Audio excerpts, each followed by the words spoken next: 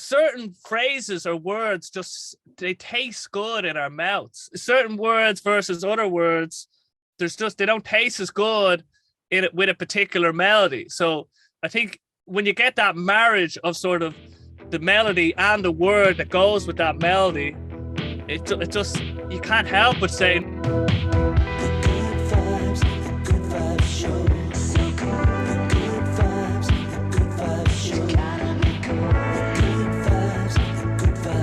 Hey everyone, welcome to the Good Vibes Show. This is the start of season 2 for 2023. I've got a really awesome guest here today, Basil Breen, all the way from Ireland.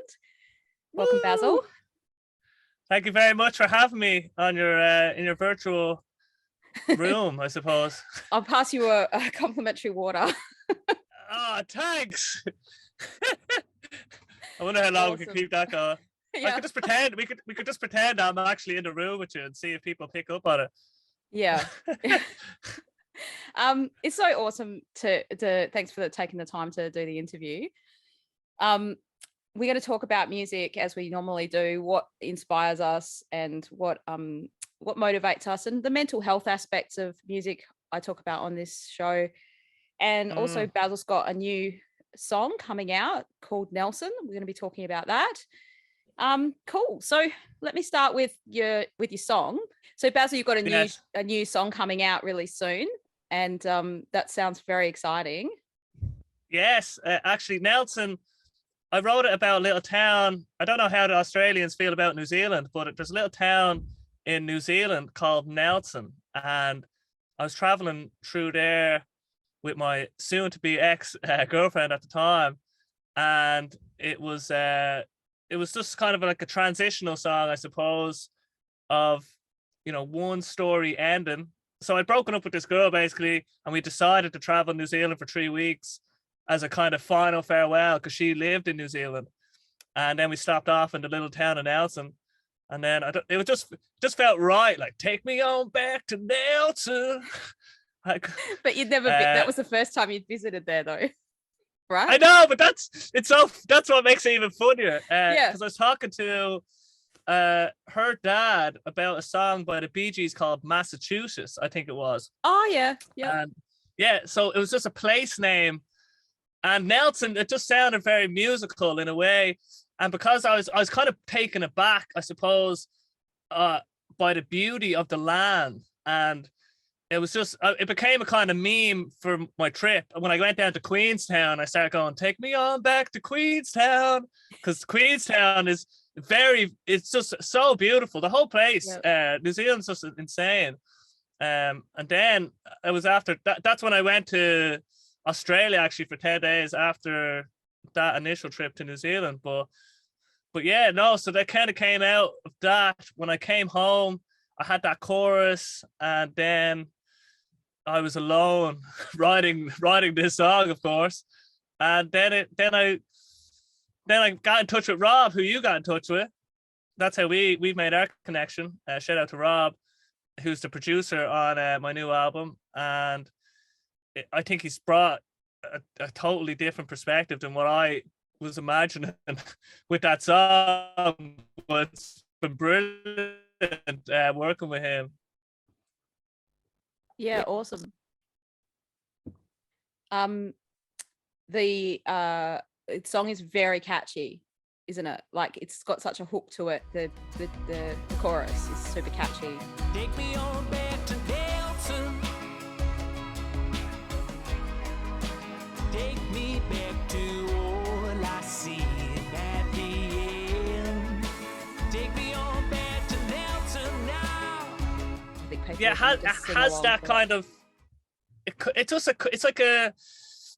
It's hard for me to describe, but it kind of has country vibes. It feels like a country song, but disguised as a little pop song, because let's say the verses are very sort of lyric heavy, rhythm and flow. It's like a rap more than a song. Like here I ba ba ba ba ba ba ba ba ba, and then the chorus is just like more drawn out, like take me on back to Nelson, and then Rob has kind of put in this a tremolo. I forget what it's called. It's a termin. So there's this instrument. Yeah. I think it was developed sometime in Russia in the 40s. But basically, you interact with it. It's like, imagine there's lasers. I don't know what it really is, but it's like imagine a harp. This is in my head. I got to describe it now. It's a harp with lasers, imagine, and then you interrupt the connections between the lasers. It makes a kind of sound. Let's just say, I don't think it is lasers. I think it's more like electromagnetism or something. What's it called? A termin. A termin, yeah. So it's a. There's a really interesting. That's my impersonation, anyway. There's a really interesting. I'm just googling it. Yeah, a termin. I'm pretty sure. Oh, or a theremin. Theremin. Yep, theremin. I can see that. Yep. Yes. Okay. All right. At least we have fact checking. Because if I don't get fact checked, who knows what will come out? Wikipedia saved the day. Oh, thank the Lord. Yeah. So theremin. So he had obviously a virtual. But that's kind of the theme of the album. This kind of that sound, and someone described it as sort of like a UFO country song because of that. Yeah, and the name Nelson, like singing that name, like I don't know if you get this, but you know when sometimes you just hear a word and you're like, I have to repeat that over and over because I like how it Nelson. Sounds. And that's why. Yes, and you're touching on something that's so powerful in that. Certain phrases or words they taste good in our mouths, and we can't really, certain words versus other words, they don't taste as good in it with a particular melody. So I think when you get that marriage of sort of the melody and the word that goes with that melody, it just, you can't help but say, and when I'm singing it on the open mics, it's kind of becoming a meme because I'm plugging it, you know what I mean? So everyone's just like, take me on back to Nelson. I can imagine the whole pub singing along with that. Yeah, it's because it's so, you need it simple as well. I think, well, for me, when I'm writing, I always start with the chorus, let's say. That's my kind of first port of call. And if I have a good chorus that I'm excited about, then the song is worth kind of finishing or writing or whatever. And then sometimes I'll finish a song, but I don't. I thought I liked it, but then I didn't like it. But with this one, it just felt, because it became a kind of meme when I was on holidays. It kind of came out so naturally, like my brain was trying to simulate like a country song when I came up with it, let's say, so I was doing an impersonation. And I think when sometimes I come up with songs, I know I'm going off the rails here, but if I'm like, let's say I'm making up a song about, picking up the trash, I got a dash, I'm picking up the trash. I'll make up songs when I'm doing things, and then sometimes good things, good yeah. But that's how. But when you have time when you're just on your own, your brain will start coming up with stuff. And it'll sometimes you'll hit gold sort of randomly in a way. Yeah.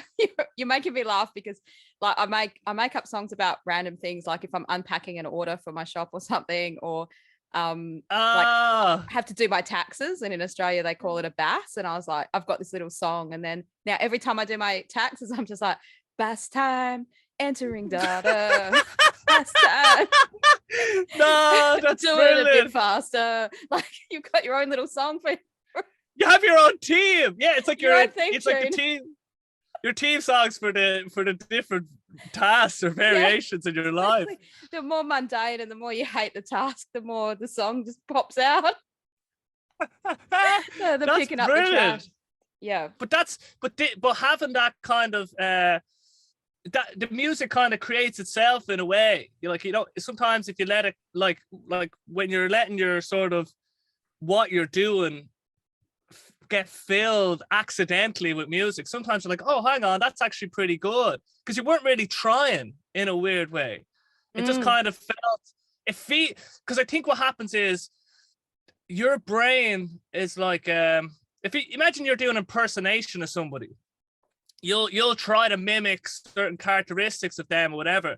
So when you're singing about taxes, there's something about the spirit of taxes that your brain has thinks that this melody fits this spirit of tax. If that makes, it's hard to explain, but your subjective experience of doing the taxes and all the culture, all the music, all the film, everything that you've absorbed then gets regurgitated out into the tax song. And like same with Nelson, I was like thinking of the country and the beautiful landscape or whatever, and my brain was simulating a country song. This is my, when I'm analyzing it, I don't really know if any of this is real or true, but who cares? Let's say it anyway. Yeah. But no, it's interesting to hear, because the problem I think with me anyway these days is that usually I'll have a YouTube video or I'll have a podcast. I'm always filling my space and my time with other people's ideas and thoughts. So I'm becoming a lot more aware of this and trying to sort of create more space. Like sometimes when I'm brushing my teeth, I can't even stand to 2 minutes brushing my teeth. I'll have the phone and I'll have a podcast and I'll be listening to the podcast when I'm brushing my teeth, just because I'm like, oh, I can't even deal with my own psyche in a way. But the more it's just hard because there's always more information, more that we can just consume. But if you give your brain a little respite, and it's in the silences, that's why you have them eureka moments in the shower or whatever, because you're just if you remove the noise, it's not there's magical powers in the shower. It's just that's probably one of the only times where we're not thinking about the next task or filling the empty space with some podcast about something that's not really that important or whatever. Yeah, you're right. But I find different people get inspiration different ways. I'd listen to a lot of stuff and then I'll hear a line and I've realized like, oh, I got to write that down like immediately. Yes. And it won't be the song. It'll just be like, oh, that was a great thought. Like, you know how you listen to podcasts and they'll be like, oh, a one-liner, and you're like, wow, that's a really great way to say that, or that's a really cool thought. Yes. So what I do is I just like have a little thing in my phone called song ideas, and when I hear that, I write those down, and then when I'm ready to write a song, I just go through those song ideas and I start playing my guitar or whatever, and I'll just like think of a song based around that, or 2 or 3 ideas. Oh, yeah. So would you, let's say so I was listening to Rick Rubin's new book called The Creative Act, and it's really good because it gives us, he gives really good language or ways of thinking about the creative process. So for example, what you just described there, the initial sort of jotting down of the titles or the word, or just the sort of the lines that you heard that filled you with some sort of energy that you felt, I'm going to take this now and store it like a little seed. So you're just collecting all these little seeds, and then you go back and you're like, oh, let's see what seeds we could plant and then harvest, let's say. But I think it's all about energy. Like when you hear that thing in the podcast, there's an energy that you, as your entity in the world, is getting pulled towards. And then if you're always just listening for what is giving you energy, then it's not really hard. You just have to go into that more. And then when you go back to harvest your seeds, do you like how do you just, would you look at all of them and would one stick out more than others? Sometimes it might be all on a theme. So I've got several. Like I'll open my phone, and I normally, because I use an iPhone, right, and it's just that those notes are all jumbled up, right? And I even find if I spend the time to categorize the idea at the time, I've lost the idea. So I just have to quickly write it down. But every time I write it down, I always write this line, song idea.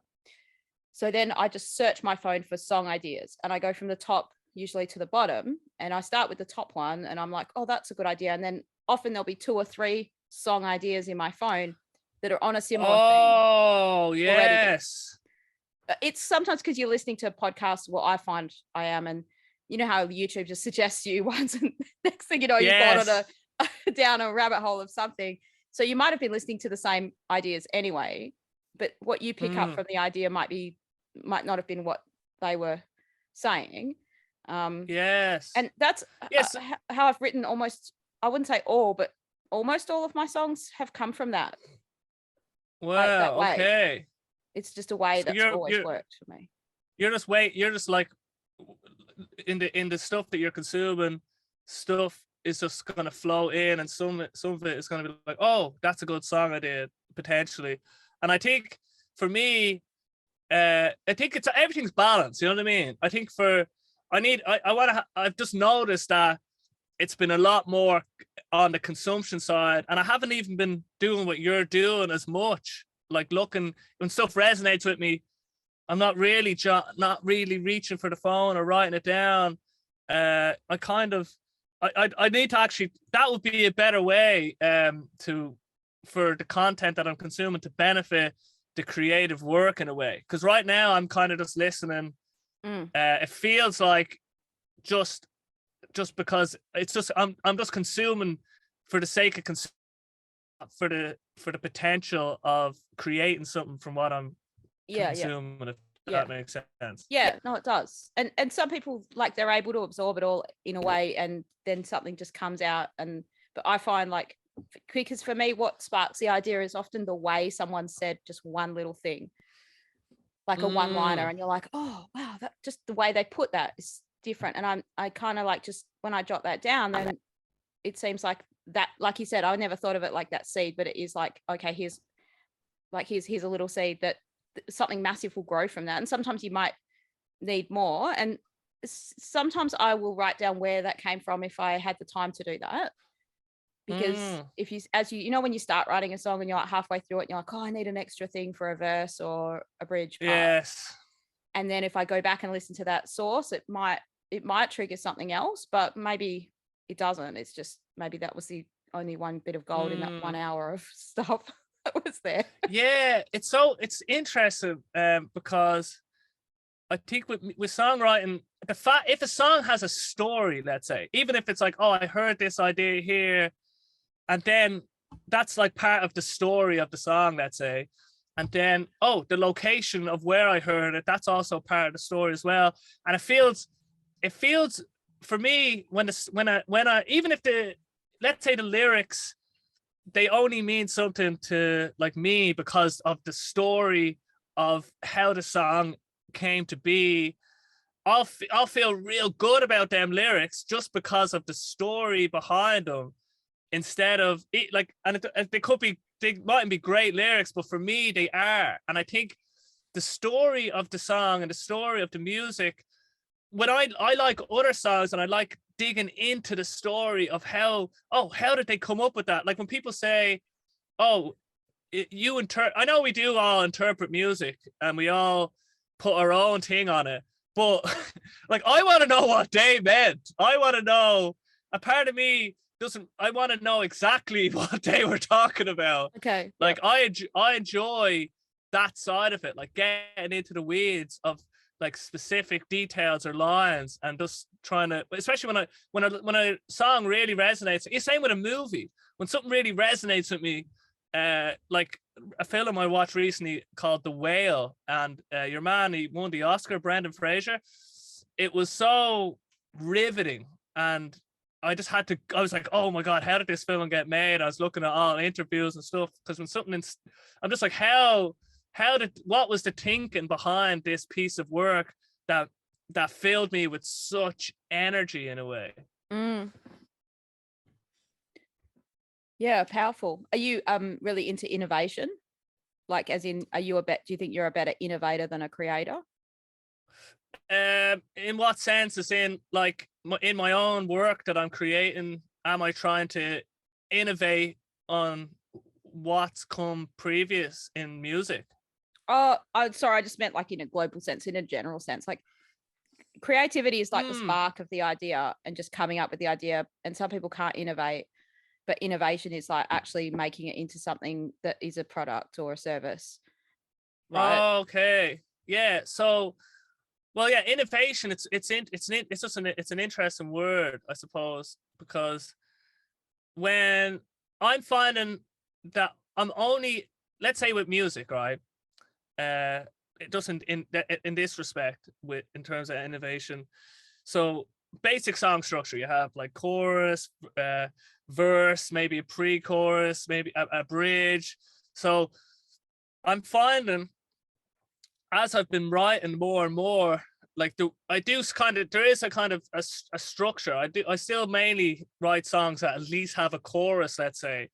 But the more I've been writing, the more I feel, because I found myself in a particular rabbit hole, because I've created whatever path of creation that I've taken. Now when I'm writing music, I'm being surprised by what my brain thinks is now good.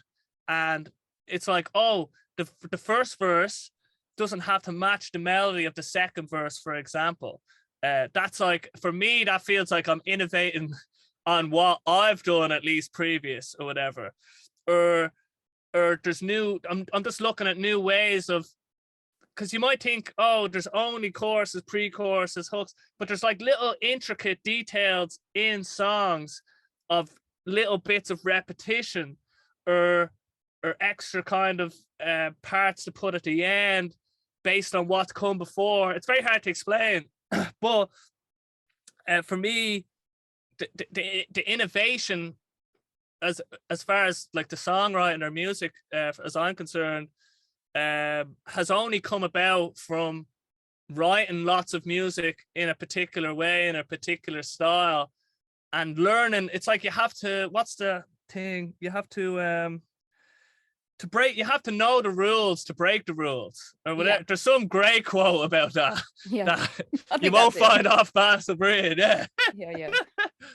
But yeah, so that's in terms of innovation in that respect. And then I'm a software engineer as well. So I'm always kind of, the way I look at things is sort of in a systematic kind of way, where I'm looking for the underlying structures of songs and music, and seeing what are the kind of building blocks, what's the scaffolding, let's say, behind a particular song or my own music. Because I find one thing that I enjoy first is like doing the scaffold of the song, so all the melodies. Okay. So yep. And it's so interesting.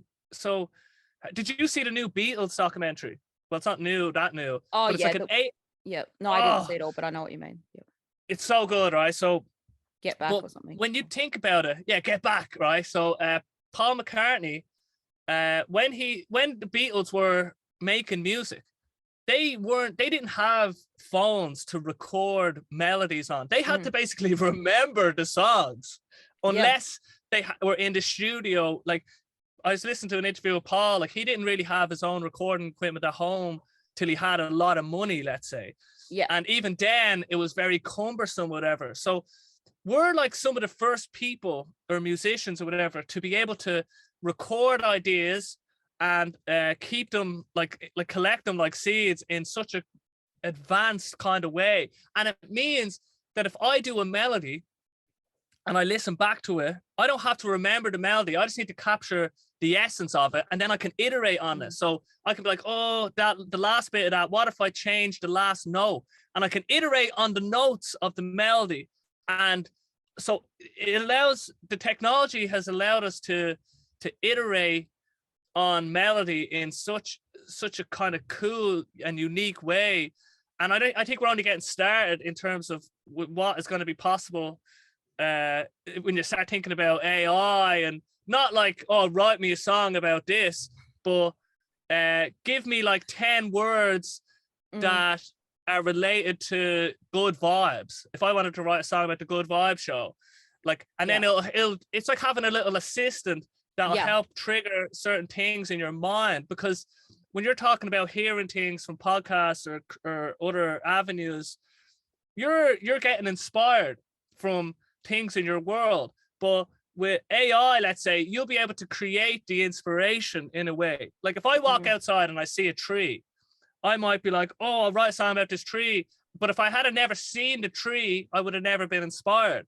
Whereas I can simulate that inspiration and AI from AI, let's say, for example, and I'm really interested in seeing how that develops and seeing how you can kind of work with technology in relation to taking music and art into other places. Because we're just going back, let's say, to song structures, like when the Beatles were writing music, whatever, they would have to because they had to remember the song, the structures, like they had to be very, very similar, let's say.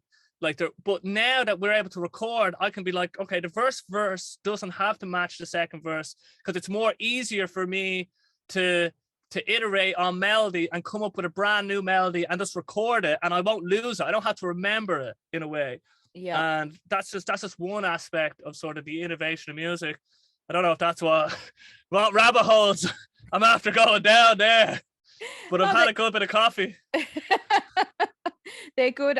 They're really good ideas, and like it's interesting to have a chat about AI and how that's like how that can help people, because I feel that for me, I've used it quite a lot, and I've been doing like heaps of research into it and trying to use it as much as possible to learn how to use it. Yeah. And there's a lot of fear that people have, thinking, oh, it's going to take, your place or take your jobs away or whatever. And there probably will come a time where that happens. But right now, I don't think that's the time. Right now, it's more helpful than hinderancing. And I've used ChatGPT sort of, for instance, like that, where I've been like, what's a different way to say this? Yes. Like you want to say something, and look, you could probably just sit there and work it out for yourself.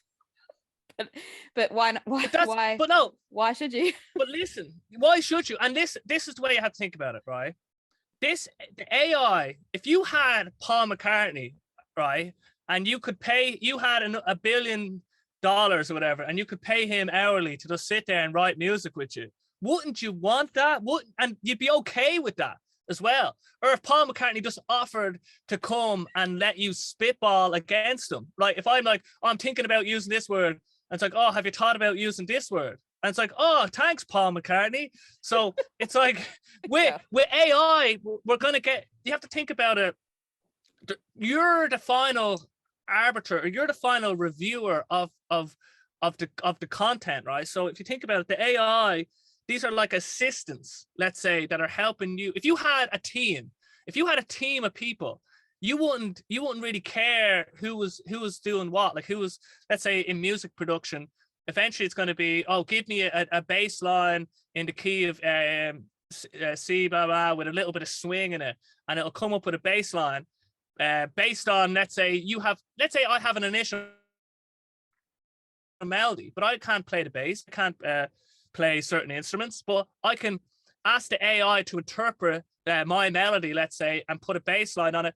Why? That's not that's not that much different than hiring a bassist to come out and play it. We just have a weird feeling about AI because it's not like, but they're functionally, it's the same as it's going to be the same as just having an assistant that doesn't have to go toilet or eat or do any of the boring human stuff. It's just going to be always on call, and we're just going to have to accept it. And it doesn't have to take away anything. It's actually going to just enhance. And people, what we will never lose, I think, is our love for humanity and humans. So if I show you a picture, right, a painting, and I say, I painted that, right, you're going to have a different feeling if I say, oh, an AI just generated that, let's say, right? So you're going to still, I think you're going to value the human art more, because you internalize how much work or how much skill has to be developed in order to produce that work. If you're a human, how much time. So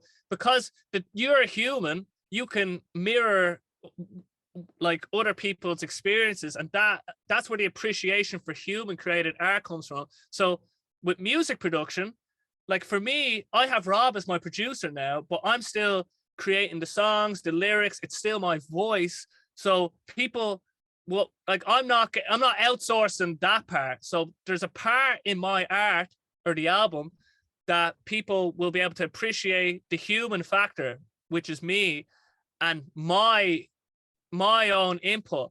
Whereas if it's all, now the problem is if it's all AI, which is what the record companies, I mean, when it comes to money, there's nothing to stop a record company just creating a little AI band and just coming up with AI music and just putting it out on the airwaves. But I just think people, we're not going to value that in the same way as human created art. And even if it's AI assisted human, it just depends on how much assistance we take from the AI. And it's like, it's going to completely change how we relate to digital art and create art. And then it's also going to remove all the barriers. So for example, I can't play bass, but now I'll have a bassist, let's say, or I'll have a music producer, or I can just why do I need to learn about mixing? Right? I want to create, I want to sing, I want to perform.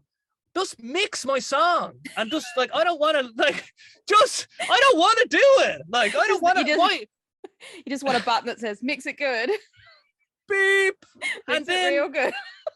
Makes it real good.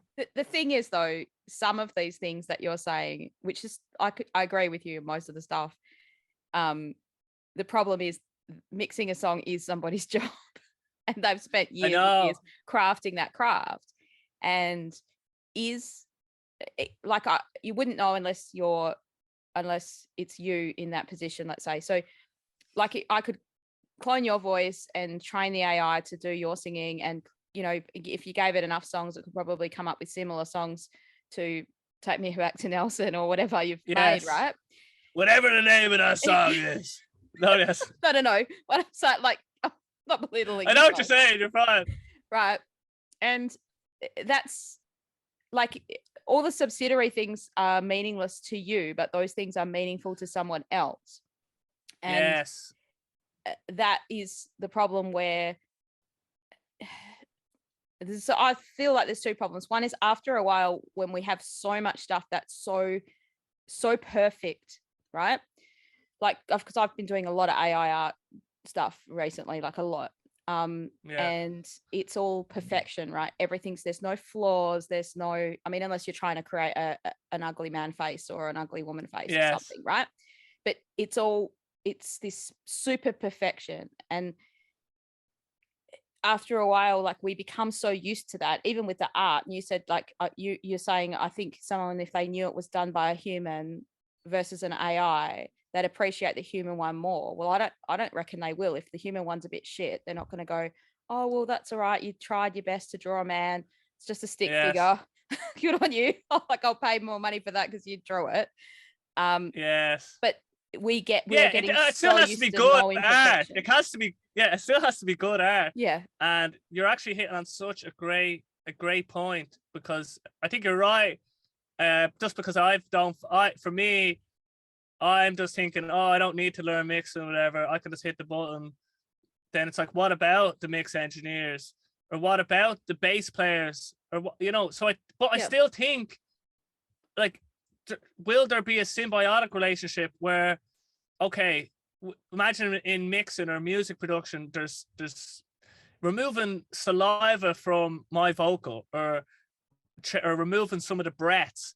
You'd love a little intern or somebody, an assistant, to do some of the work, right? So it will help with assistant work, but it is going to. So when the first cameras were invented, everyone thought pictures are amazing.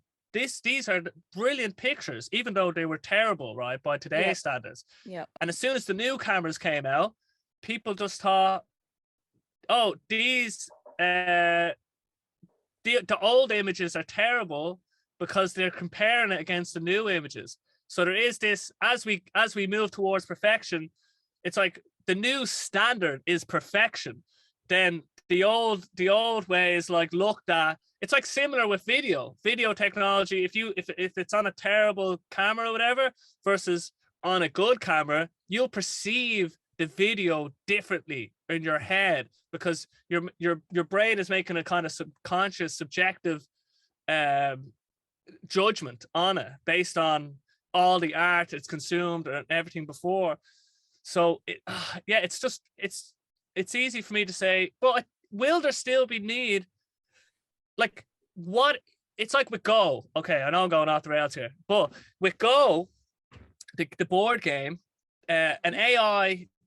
There's a really good documentary on Netflix called AlphaGo, and it was about the world champion at the time versus the AI Go player, let's say. Yeah. And basically, AlphaGo was the name of that program. It ended up beating the human player. Then a few months later, this thing came out called AlphaZero, which was another program which basically learned how to play Go by playing itself, and then bet the previous iteration, AlphaGo. But now, only in the last few weeks, Alpha, like basically everyone thought, it's over now for the humans. Like they won't be able to beat Alpha, any computer program in Go, whatever. But because, so humans have learned from the Go AI bots, and now just recently they figured out a way to beat the AI bots because they learned a different way of playing the game because of how the AI played it. Because when you're in a Go school, right, you're building on tradition, and you'd never make that move in this scenario or whatever, because we think we've developed all this knowledge, but the AI can show us stuff that we didn't even think about, or ways of doing things, because we were biased in particular directions because of tradition, because of culture, because of just the general consensus of whatever it is. So there is opportunity. Like with music, we don't even know if we've reached, I don't think we've even scratched the surface of maybe how we can make audio as silky or tasty for our ears, and we might figure out new ways because the AI is able to apply a new way of doing things. But yeah, it is, you need to basically move with the tide. So when I'm programming, I have it's called Copilot. So I have AI in my code editor, because code is just text. So it's like GPT is like text prediction. So if most of my code just gets auto completed, like, because it knows what I want to do. It's very kind of obvious based on what's already in the file and how I've been structuring things, and it's able to say, oh yeah, he's trying to do this, so it gives me the autocomplete. But I'm using the technology, I'm getting into it, because you're going to be the new interface. It's the new interface, like the way typing is an interface for your fingers and for your mind. AI and prompting, like trying to elicit a certain response from the AI, that's the new frontier. And you need to actually just go with it and learn to use it to get better. I think what's better than just an AI mixer, an AI and a person who's assisted by an AI mixer. So the AI mixer helps get to a certain place, then the human is like, oh yeah, I can do all the cool stuff. Yeah, I'm totally agree with you there. That's why I forced myself to kind of learn it, because I'm like, if you don't learn this, you're going to be behind, and that will be the new standard, and people will be expecting that. And it's also like, if lots of people are using AI to, what you said, like as an assistant, then the expectation of what you can produce and do in whatever field you're in is going to go up. And if you're not doing that, you're gonna just be behind on that front, right? And I guess and I mean, people can choose what they want to do in terms of like hire an AI. Like, I mean, people are already doing it. Like they're using almost an AI drummer when they get in Logic and use that Logic drummer. You know, it's like they're already doing it. And it's like, well, now I don't have to hire a drummer to come into my session and drum the song. Like people don't know. The other thing I reckon, allow for, oh sorry, you go ahead. Oh no, you say. That's right. I feel like I've talked a lot. You can talk as much as you want. I think the other side of it is, like, people are then going to appreciate what really makes us human even more. So the intimacy of seeing people play live is going to increase, because it's going to become less often. Like it's going to become more rare compared to all the other content that's out there, and the you know, so like you can't fake like you said, like you might not be able to play the bass, but if people come to see you live, you've got to do something. I know. You don't just stand there and press a button. Beep, beep, beep. Yeah, no, so that's the thing, right?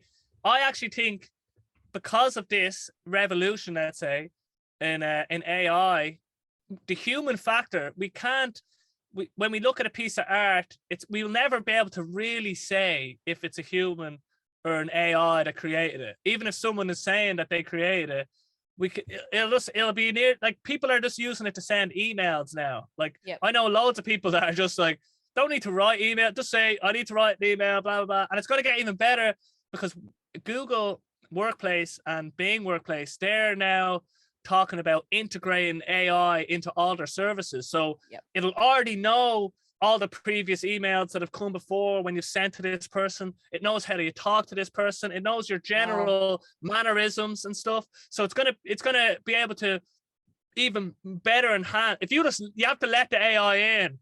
You know what I mean? People are very scared about this and stuff, but I already let Google into my heart, as in when I make a booking on I know like Jesus. Yeah, you have to let it in. Because right, accept you as my Lord. I accept Google because when I book a flight, it automatically adds it to my calendar already. Because I've let Google in, my life is going to be enhanced in a way. But the problem is that minute they knock on your door. I know. You can tell I'm basically an AI. They've taken over me. So I'm just an evangelist now, telling everybody, repent.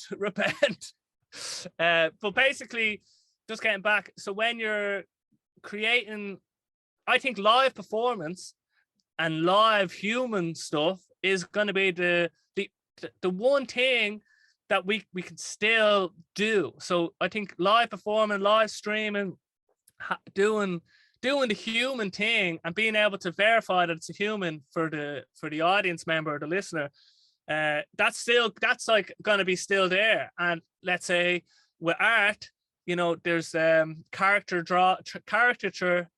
drawers or artists, let's say, that do live drawings. And I know it's harder, but painting will still, it's going to be hard to get an AI robot to just paint, or it's like, what's the point? With digital art, it's going to be, okay, there's no real, like, you'll be able to say, I bet you AI just did that, whatever. So it's all about,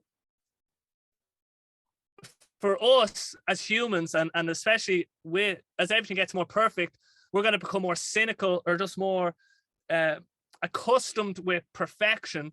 And we're going to be like, oh, they didn't create that. And there's going to be so many people saying that they created stuff that they didn't create. And that's the problem. And people are going to just say they've written the greatest song of all time when they didn't really, in a way. But where is the line? That's the hard bit. Like, the hard bit is, okay, is it okay to use a rhyming dictionary to get inspired for words that you need to, like, fit the next sentence? Is it okay to ask an AI for words related to holiness? Is it okay to ask the AI for a melody? Is that the line? You know what I mean? So it's like, eventually people are just going to say, they don't know where the line is. They just think, oh, well, it's so easy to just hit a button, give me a song, and then sing with this effect. I don't even have to sing. Maybe I just talk into it, and it just takes my voice and makes it musical, makes me like Mariah Carey. And people are just going to think that's fine. But I don't think they will, because if the thing, this is such a rabbit hole, but if the more people if everyone can do something, then it loses its specialness, let's say. Like, the reason why we look at with awe, let's say, singers or performers or whatever, it's because it's so out of the ordinary. Everyone can walk, but no one's like, wow, look at that person walking, because everyone can walk usually. Obviously not everyone, like, there's people that have disabilities, whatever, but there's like, it's such things that are mundane in our experience, let's say, that the majority of people can do. We don't really care if people can do it.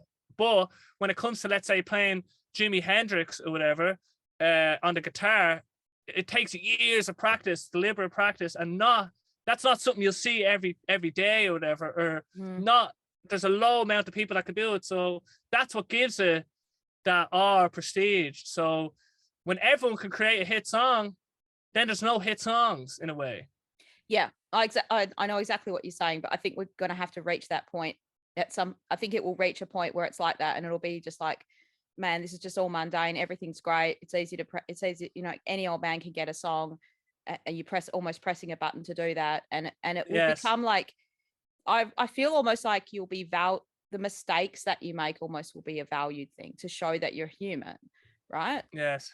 Like if I do a little live stream, let's say, and it was I playing my guitar, I'm going to make a mistake. There might be a mistake there. And then people not like, if it was an AI doing it, because I mean, eventually we'll have avatars that will play live probably, right? And they could just holographically project people on the stage. Or whatever, or maybe you'll have maybe they'll come into your lounge room holographically, and you'll have some device that it'll just like you'll have the bloody Beatles in your lounge room playing, you know, like right here. Like imagine that. And that I mean, when that first happens, it'll be like a crazy experience. But then it's like if it's really you, then there's going to be some nuances, hopefully, that would be, you know, unique. Or I mean, I think especially for independent artists, there's a lot of value that you provide to people in that individual connection. So I might use AI to help me send out an email, but I'm going to individually write the reply back, and I make sure that if I reply, and I've got not huge, but for me it's a lot. So if I send an email out, there's lots of replies that come back. So I've got about 2,000 people on my list. So the people reply, and sometimes I'll get 50 replies, and I'll individually reply to each person, reply to them. Like at least say thanks for letting me know, or thanks for that, or, you know, something. Yes. As best as I can. There's probably someone watching here and go, you never replied to me. Yeah, I know, but it's a lot. Yeah. And even on comments and stuff, like I try to reply to people and keep, it's hard because you end up saying the same thing to people often, but you want to say it in a different way. But you are like, I had someone once comment, like not that recently, but a few months ago, they were like, oh, it's all good for you now. You're like all popular, and you, like, it's not even you that replies. And everything you say is the same or something. And I was really hurt by that, because I was like, man, like, I've only got 2 thumbs. I'm typing your bloody replies as best as I can. And like, sometimes you do just say, thank you so much for, like, thanks for your support. Or like, you know, people are saying, oh, I love your album, or I like your song. And, you know, like how else can you tell people the same thing? Like I try to come up with different creative ways. Maybe I need AI to help me with that, because maybe AI would be better at what are you supposed to do? Like, you can't, there's only so many ways to react to the same response. Like, and what do people, like, it's hard. Like, let's say if I'm saying to you, like, that album is brilliant, it's more about, like, it shouldn't be about your response. I know it shouldn't be about like at least responding is like, wow, this person responded, fair play.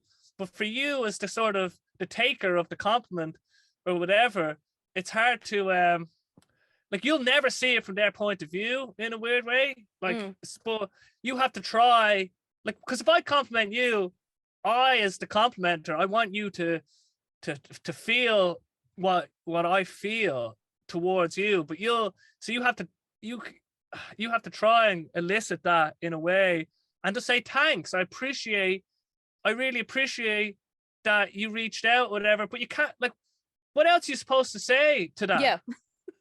Like, when someone gives you a compliment or whatever, I think the best way to respond is to literally just say thank you for the compliment, because that's all it should be in a weird way. Because I found sometimes, this is something that I've gotten better at, but we deflect. Oh, thanks for this. It's like, oh no, what about your thing? You're great as well. Instead of just letting it in, and because it's like, whatever, I don't know why we do, because what's the point? If someone makes a compliment, the reason they're giving it to you is not so you can say, oh yeah, and you're great as well. They're saying it because, well, hopefully they're saying it because they actually think they want you to feel like, well, you had an impact on me in such a strong way. Yeah. So I don't think unless it's a different, there's a really good South Park episode on this, right? That came out yesterday about ChatGPT. Not yesterday, it came out, let's say it's out now. Okay. But so this is brilliant. So one of the kids has Stan has a girlfriend, Wendy, and she's texting him all the time, but he's just like liking the message or whatever. But he finds Clyde is texting his girlfriend, and his girlfriend's like, look what Clyde texts me, blah blah blah. And then Clyde and Stan goes, how are you doing this, Clyde? And Clyde goes, ChatGPT. So I just take her reply, put it into ChatGPT, copy and paste, and send it back. Right. Yeah. And then it goes through this whole montage of Stan replying back to her, but he's not even looking at it. He gets so good at it, at just copy and pasting into ChatGPT, pasting it back to her, that it's so quick. And then anyway, I don't want to give too much away, but the problem with that is like you get caught out eventually, and you don't need elaborate replies to certain things unless it's a conversation. But anyway, I don't know where I'm going with this now. I'm just saying, like, it's hard enough being a real human as it is now for trying to build a genuine connection with people, let's say through Facebook, where like, because I want that. I want people to, I don't want people to think I'm just, or they don't think a robot's replying, but they think sometimes people think, oh, you've got a whole team doing it. And I'm like, no, like I don't have a whole team doing it. And sometimes you don't. I think also I have a lot of fans overseas from me, and they're on the opposite time zone. So sometimes I'll post things at their time because I know that's when it would connect with them. But I won't be able to get on and reply until like a few hours later. And I'm not hurt by this or anything like that, but I'm just saying, like, that's human people's. Yes. I don't let it get to me. I'm just saying that's just what it is. And that's sometimes the you're perception. having a busy week and you're trying your best. You think you're doing well, and someone goes, "Oh, you did."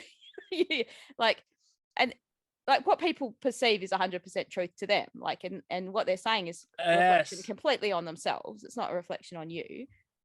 Yes. And you might think, because if you gave a compliment, you're giving that to compliment the person, but sometimes people are complimenting, or let's say just commenting a compliment, so that before they are doing it for the reply.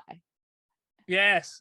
Because I've had people email me or message me privately saying, and this happened once, and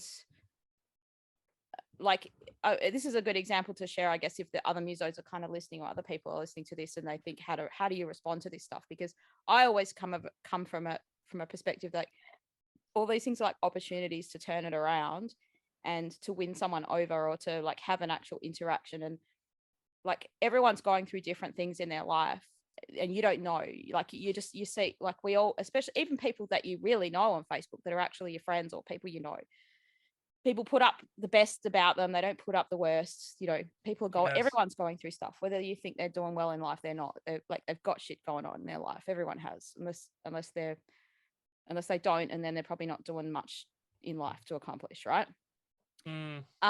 So like this, I'd put up some post or something, and I'd probably commented on a few people, and this person messaged me back saying, oh, why did you like everyone else's thing except for me? Right? Like, as in, you liked everyone's comment, but you didn't like mine. And what had happened is, like, I'd put up a post, and like, at times, I don't know if you find this with your Facebook and stuff, like, it goes super popular and then it doesn't. Like, this happens to me a lot. Like, you're doing it, you like, especially running ads or stuff, and new people are coming in, and you might put up a post, and you're like, oh, this is getting a lot of attention, and people comment, especially you've got a new song come out or something like that, right? And I'll open up my app and I'll like try to respond to as many as I can, or the comments that are there I respond to, and then I'll turn it off. I'm not sitting there on my phone all night long or all day long. And this person didn't realize I was in Australia, and then I said, oh, I wasn't like ignoring you or anything. I just had stopped at that point because like my fingers had gotten tired, so I kind of closed it, and I thought I'd come back to the rest later. or maybe he hadn't commented at that point. Like I said, maybe I've gone to bed or something. I can't remember what I said. Yeah, like, you weren't selectively choosing not to like that comment. But he had opened the thing up and saw, oh, Maria's like liked, and I had like everyone except for him was like liked. And he had looked at that thinking, you hate me, you don't like what I've said, you're not respecting, like you're not acknowledging me. And he was and then I said to him, look, I'm really sorry, like that it wasn't anything directed at you, it was just, and then the next day he sent me another message saying something like, oh, look, don't disregard what I said, like, because he'd written it in a bit of an angry way, like, you just his first reaction was, oh my god, what is going on here? Yeah. And then he'd sent me another message. He said, oh, look, I'm really sorry. I was really drunk last night, and and I just have been going through a lot in my life, and he'd be going through a lot. And he said, this, like, I'm just really struggling and all this stuff. And I'm sorry about, I wasn't trying to, I'm sorry that I said that. And at first glance, I would have read his message and I would have thought, oh, you bastard, like, I'm not going to even respond to this. And I guess if you've got thousands and thousands of people messaging you, you can't buy into every story that people have. But what I'm getting at is people are like just human beings, and they perceive what they perceive, and it's based on what you're going through in your life at your moment in time. And he'd perceived that I opened this thing, and Maurice responded to everyone except for me, something's wrong with me, because something else must have been going on in his life where he didn't feel good about himself, and didn't even realize that I live in the other side of the world and I'm not on the computer 24 hours a day. Yeah. Right. That kind of stuff. And like, so I don't know why I was mentioning that story, but like, you try to have, the genuine connection, right? So you try to have that meaningful connection. A robot assistant isn't going to have that nuanced, meaningful connection with people. So I think that's hard work, I think, as well for a musician. Yes. Sometimes you don't always want to do that. And I don't have long-winded conversations with lots of people, but maybe it's because my music's a bit more, like, there are a lot of people send me their stories about what's happened from listening to the song, and they tell me like, oh my, like, just like really insane stories, like people saying, oh, I've had 2 deaths recently in my family, and this has happened, and and your music helped me get through this. I had someone message me to ask me could they use one of my songs in their son's funeral. Some other really, really, one lady said something like, oh, I'm living on a mountain now, I've lost my son, I've lost my partner, and it's just me and my dog, and and I just happened to find your music and it really connected with me. And like, people are going through real difficult stuff in life. That's so powerful. That's insane that you've had that level of response. That's so beautiful. I mean, so I must get an email like that probably once a week at least, and sometimes every day I get messages from people like that, with like some massive loss has happened, that wasn't like my main. I mean, I even had a fan recently message me saying, oh, you must have gone through so much difficulty in your life to write these songs. And I felt bad because then they told me what they'd gone through, and I was like, no, nothing near what you've gone through, like, but it's just kind of that connection of so it's hard because when you're connecting, like your music or who you are and the people that are reaching out to you, you're having such an impact on them that you can't really comprehend either, because you aren't that, like, when you know what it's like to have heard a song, let's say, and have it hit you in that way. So you know what it's like to feel these feelings that this person is bestowing upon you, but you can't really understand them at this point. And for them, it's like, for you, it's like, oh, I really appreciate that, but the gravity of it, you'll never really get. And it's hard then, because you're trying your best to at least acknowledge people coming in and texting them or whatever. So then when you slip up, it's like it has the same impact as the initial inspiration, whatever, because it's like, oh, this person, it's so hard for you then as the creator or whatever, because it's really, most of the conversation is one way, like they're consuming your content, they're consuming your music, and they feel like they know you in a way, but you don't really know them in that same intimate way. So because of the nature of that one-way relationship, it makes it so people will feel betrayed when you don't reply to them, because you're like a friend in a weird way. I never thought of it like that, but you're probably right.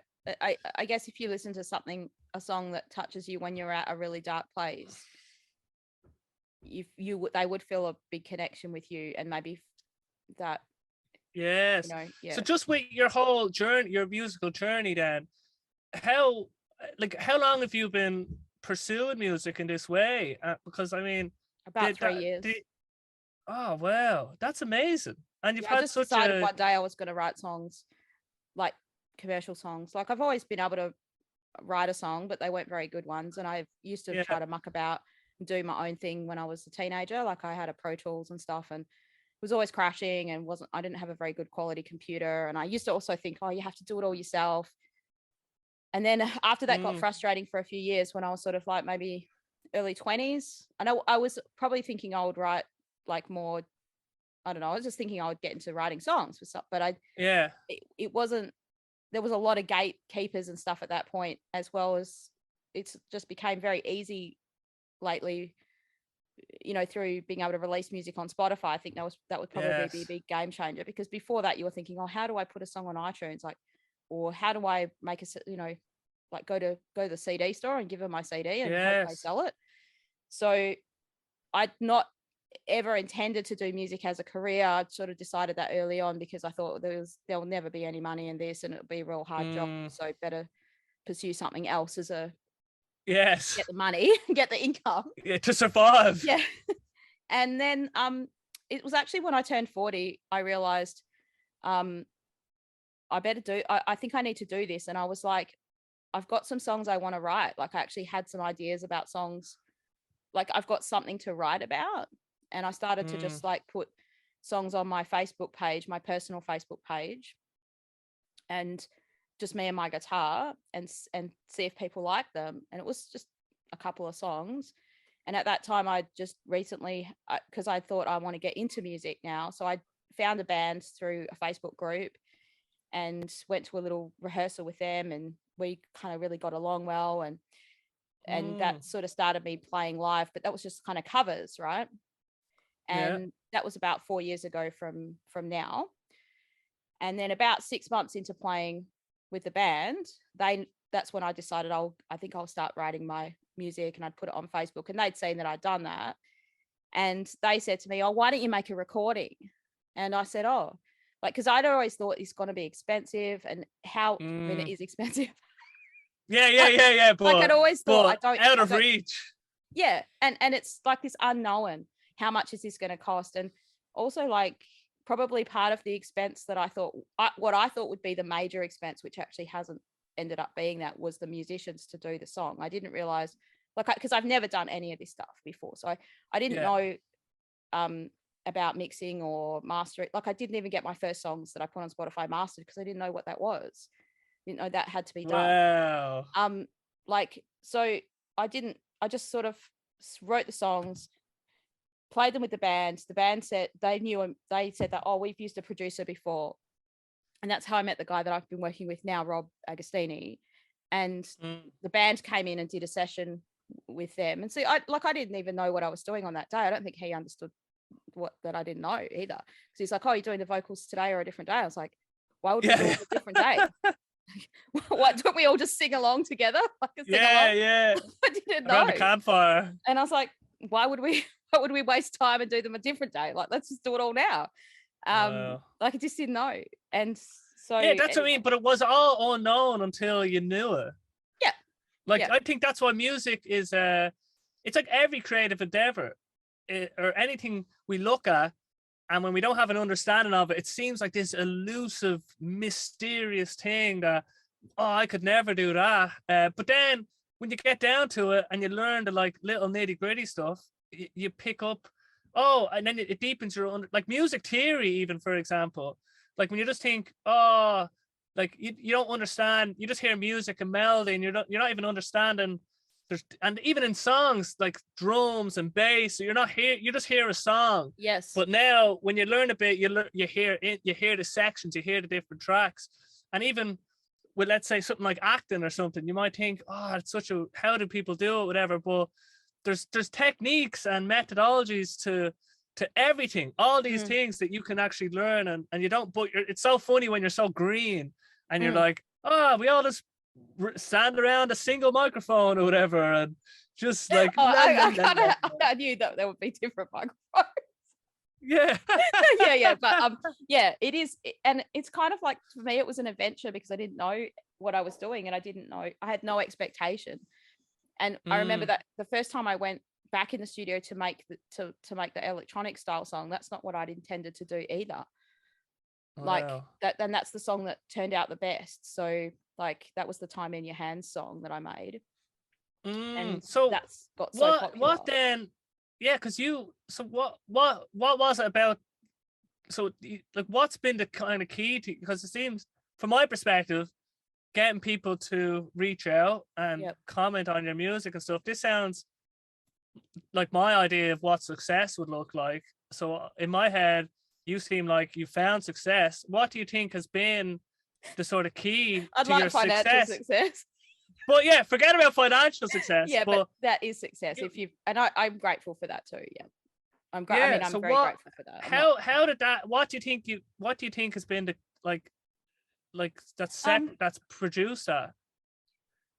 A couple of things. I think there's something about that song, and I was talking about this with Rob Mack the other day as well, like a few weeks ago, because he kind of said to me, look, sometimes you just don't know. Like, I had put 2 or 3 songs out, maybe 2 songs before that song, and then I was like, here's a song, here's just another song, like, here's a song. I wasn't like, I mean, I knew that song was special and good, and it was, so the only thing that's different about that song that I can tell you is I was not going to put it out because I felt like it was too personal. And I had that reservation. I was like, oh, this is a bit too personal. And I'm not a personal, now I've done heaps more that are kind of more personal than that, I would. Yes. But it was. But at that time. Like, I'm not a person that reveals my feelings. I'm just like, I never talk about my feelings, or I'm not a feelingsy person. You know, but that song, like, it meant that's the one that resonates with people about loss. But the loss that it was talking about for me wasn't like I'd lost a person, but a lot of people have connected with that over the loss of a person. Yes. So part of it's that song. Now, I had a message the other day from someone who said that they had connected with a different song, and this is the only message I've ever gotten about this particular song, and it's more a happy kind of song, and the song's called Doing It Wrong. And that was also a song about like a relationship that never happened for me, about a guy I was interested, that I never told him I was interested in him, sort of thing. And you know, and I put that song out there, and it just kind of didn't do anything. It was like people didn't really care about it that much. And, you know, but then a few years, this is like 2 years later since that song's come out, this person had messaged me saying, you know, she said, oh, I lost my husband a few years ago. I don't know exactly the story, but she said she'd lost her husband. She just started a new relationship with someone, or a potential new relationship. And she said she sent that person the song, and he connected with the song, and then they both connected through the song. And I was like, oh, that's so great. And I was like, that's what I was hoping would happen to me, except I never said that's hilarious. The person I was interested in the song. I just sort of thought, if I write this song, well, maybe this guy will start liking me. Something like that. Anyway. Yeah.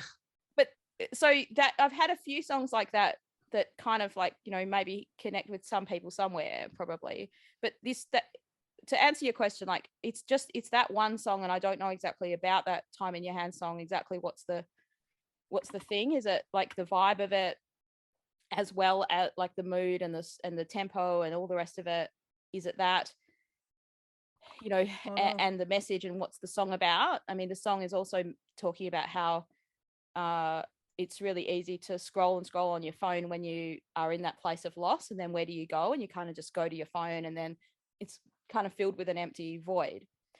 And actually the inspiration for that part of the song came from listening to a YouTube video, which the guy was sort of talking about that, and I was like, oh yeah, that's so true. Like, whenever you're sad, you do, you know, quickly just go and scroll and see what He used that phrase in his YouTube video, the highlight reel, right? Like we go to, like he goes, oh, you don't see people's bad stuff. You only see the highlights. You only see the and that's why I use that line in the song, like you're sitting here watching the highlight reel. So that was one. And the second one was just like promoting it a lot. Like I used that in my advertising kind of marketing campaign or whatever you want to call it. Like when I started first working with Rob Mack, he said, just what song do you have? And that was the song. I was like, well, this is the song I just released. And he's like, well, just put that, just use that. So I just kept, and he goes, we'll try to build this up to 1 million views by showing it to as many people. And it did. And so I've spent a lot of money on marketing that song. Yes. But it also, I've spent money on marketing other songs and they haven't been as well received as that song. Yes. So part of it's the song and the other part of it is just spending a fuckload of money showing that song to as many people as possible. Yeah, within the means that I had at the time. Yes, and that's the part that I didn't. Well, it's great that we have advertising, that we can empower ourselves with. We earn money in one domain and we can transfer that money into another domain, let's say. So it is good that we can have things like advertising and we can use it for ourselves, and we don't need to go, like, it's all within your grasp, let's say. But there is that side. It's like, because people think, oh, a good song is good enough, but it's not really. Like, you need to get enough people to hear that song, and you're not just a marketing guy that I follow says you got to know me to blow me. Yeah. not give you a blowjob, but blow you off. Like, so if you've got to market to the point where people are hating on you. This is not in music maybe, and I don't want people to hate on me, but you've got to sort of, you don't know you've reached the limits of your audience until you've got people that are like, oh, what's this sort of thing. So you've got to keep showing people, what you've got, because that's what radio are doing. Like, they're just showing you the same shit over and over and over. Yes. Saturating you with a song until you enjoy it. And you're like, man, I didn't like this. Because you will enjoy it. Now it's really catchy. You know, the Black Keys, actually, they were on a podcast, could have been Joe Rogan's podcast, but they were saying how basically they have a sense that basically any song can be a hit song. It's just that, well, most songs, let's say, it's just if you play it enough times to enough people will just get it. You know what I mean? As long as it follows some basic musical structure or whatever. Yeah. Like, remember that Friday song from that girl? It's Friday. Today, Friday. Gotta get down on Friday. Yeah, right? I know it off by heart. Everybody's looking forward to the weekend. Why do I still have that? Like, yeah, because it was just bamboozled over you, and it was a terrible song. A very I remember. I can't get it out of my head now. Right, Gangnam Style, something like that, where it was just everywhere all the time. Gangnam Style. Like, that was brilliant. Like, in my head. Yeah. At least I had a good dance to go with the song. Yeah, but it's a meme. If it's a meme, then it takes off, and then it just that has that viral factor. But the main thing is just subjecting people to it over and over again until they kind of just say, oh yeah, I do like this, actually, that is good. Because sometimes I hear a song, I'm like, it doesn't seem like it's my cup of tea. And then I'm kind of quick, like, especially with these days with Spotify discovery, let's say, I don't really have time for what I think is bad, let's say. So I'm like, I don't really give it a chance. But I have found with other people's music that I listen to on the open mic scene, it might be my cup of tea straight away. But then I'm like, I've heard it a few times. I'm just thinking, I get it now. I didn't get it before. And it just took a few more listens. Yeah. So you've just got to use as much marketing power as you can, whether that be working on something amazing that goes viral on its own, or spending a lot of money on it, or as much money as you possibly can to market it. Like, I know heaps of musos who won't spend much money on marketing. They just don't think that they almost think like they're cheating to do that. But everyone else that they're competing with in that space is doing that. All the record companies are doing that. The only real difference, I reckon, between you and a record company is, like, they're spending a budget on marketing, whether you make it or not. They're going to spend that budget if they've chosen you out of the people that they've, chosen to market. They're going to spend that money on marketing and they've got connections to put you on the radio. So you're going to have a lot of plays to bombard people with that sound. Yes, like record companies, that we're just trying to replicate what the record company's doing. If you got onto a record company, you wouldn't say, "Oh, you're cheating." You just think, "Oh, they got on a record company, so that means like it's all good, whatever happens there." But please don't put me on that Times Square billboard. That's cheating. Yeah, like that's cheating. What are you cheating for? Yeah. Shut up. Don't put me on the cover of Vogue. No, that would be cheating. People should just find me on their own. Anytime you're looking at something saying cheating or that's stupid or that's not real musicianship or real whatever, you're just coming at it from a negative perspective, because there's probably something in you that is like wary of what that. So let's say marketing, because people aren't willing to, they don't want to have to learn marketing, they don't want to learn where to put their money, or they don't want to spend the money. So it's better to just say, "Oh, that's stupid. What is the point in that anyway?" Because it's harder to actually get involved in it and learn it or whatever.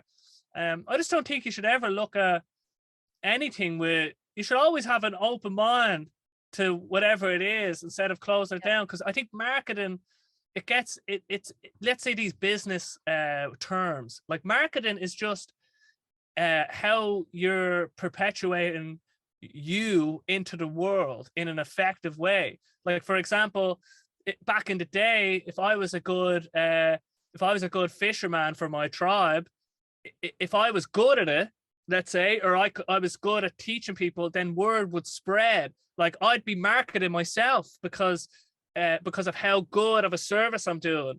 And then it's like brand awareness is also the perception of, okay, so marketing is one side of like what's the most effective way for me to get out there.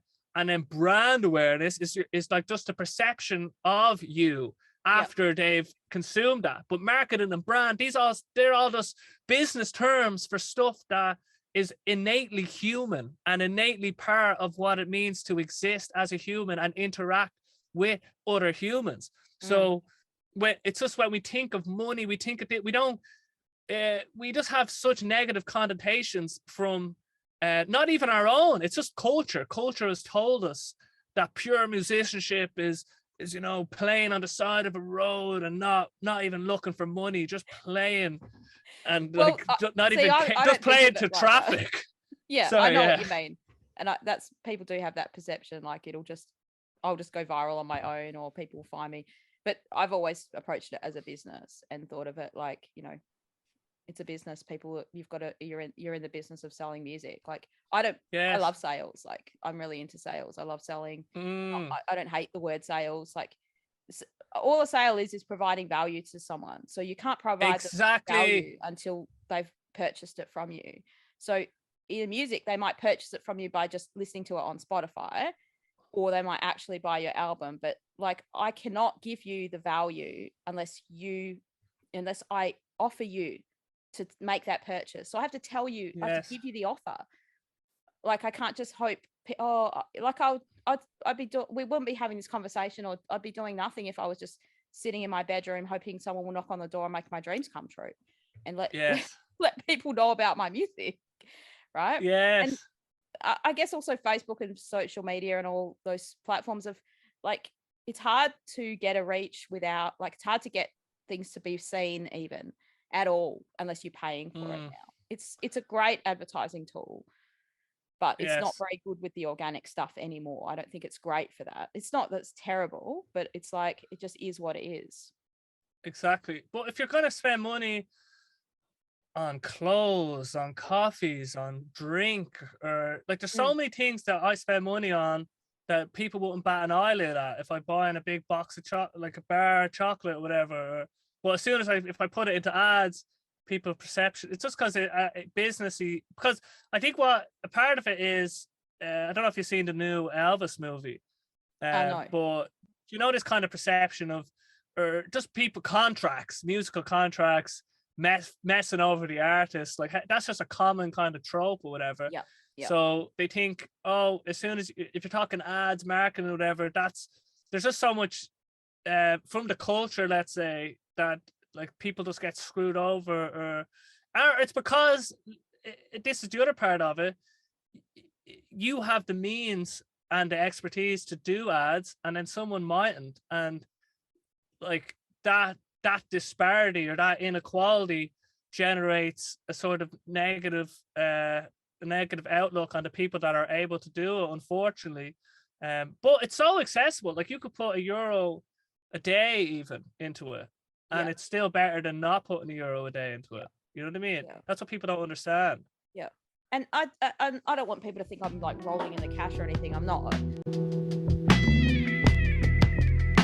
Like I'm doing what you said. Like, I'm thinking, okay, like I could buy this thing I want to buy, or I could spend money on marketing my music. And I've kind of given myself a certain amount of time in terms of like, if I don't do, like, I'm going to do this now and I'll see what happens. And like, then, and that's providing value to me in this, maybe not in the exact same way as that nice car that I wanted to buy, or something, something I could have put, or going on holiday, or, something like you have to sacrifice in your life.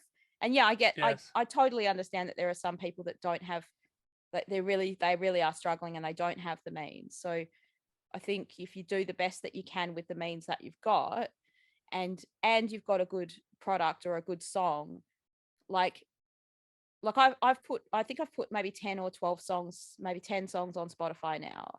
And like all of them are pretty ho-hum compared to that one song. And I don't know why that is. Like, it's not like I spent more effort on that song. It was one of the first ones I did. I didn't know what I was doing more than what I know what the song quality that I'm putting out is probably better now because I've had more time to think about what I'm going to do in the songs, all that stuff. Yes. So I don't know. Like, part of it's the song itself is definitely part of it. And the other thing people could focus on if they don't have much money is like building up connections and utilizing that kind of monetizing that in a way, or using that, like if you have a lot of time, you can send out a lot of emails and you can hound people until they get to know you, and you can try to get on local radio or something like that, so like that stuff just keep showing up as in any ways that you can, and even if it's busking on the street, like, you're still getting an audience. And if you have enough, you bring a big sign, take it into your own hands but you have to just have that outlook of I listened to a really good book on marketing by, I think it could be Seth Godin, but it alludes to what you just described there. Selling isn't bad as long as if you believe in what you're selling and believe that it's worth at least the value that you're looking to get for it, or you think that it's going to bring value to people, then you're like, it changes. It's not like you're trying to get people on a multi-level pyramid scheme or whatever. You know what I mean? Then it's terrible. I was watching a video about timeshares earlier on today, but basically, if you believe that, I have something great here that people will benefit from, I just need to get it in front of them, then it's like, why would that be a bad thing? It's just insane to think that that's a bad thing. Yeah. And sometimes you find people in your audience that they just want to support you. Like, I've been really surprised. I've had some people buy my album several times, like the same album, because they just wanted to support. Just to show their support. Yeah. Either that, or they just added to in the cart. Wow. They didn't realize it. No. But that has happened, and I've just refunded the ones that did it by accident. So if you don't, is your thing on a website? Because your website looks really nice, actually. It's very striking. I built that myself. Oh wow, the hero, the header bit is brilliant. I think it's just throws you straight in. The little picture of I'm gonna definitely, like, it's just a common kind of idea, but having the disc coming out of it, it just really it looks really legit. And even the video section down below, it's all very well laid out. I think it's not like just a typical WordPressy kind of website or whatever. And I think the colors and even the video behind the top section, that anyway, I won't get too into it. But you've obviously clicked on it. That's good. Yeah, I've looked. Yeah, because I thought it was great. And thanks. Is it like Shopify or? No, it's WordPress. I use Oh, it is WordPress. Brilliant. Yeah. I used Elementor, but I've tweaked it, and I actually used ChatGPT to help me create the A copy or whatever. No, not because I built it all before the Chat GPT came out, but I needed a player because something happened with my, like, when I put the player to play the Yes. song. When I had that on there, it wasn't showing the pictures on mobile. And I was like, oh man, this is so. And I just typed the question into Chat GPT, and I was like, can you help me write some HTML or something to fix this problem? And Yes. then, and it did, and it made this. I was like, will this work? And so then I made and it made me little players, because one of the issues I was constantly finding on WordPress is it's easy to get a plugin that plays it'll play a whole album, or it'll play one song on a page, but it won't be able to play multiple songs. So anyway, ChatGPT wrote me that code, and then I was like, I went straight back to her and I said, oh, thank you so much for that. That worked really well. And then the ChatGPT was like, initially, the next thing it said was like, if you want to improve your website more, here are some other suggestions for you. Wow. And that's why I'm like, it is like a little assistant. It kind of has your back. It wants the best for you. That's brilliant, because I use it for what you're describing there. Discrete, obvious, not obvious, but when a programming task is it's explainable. It's like, I want to have a player that takes like a link or whatever and plays it.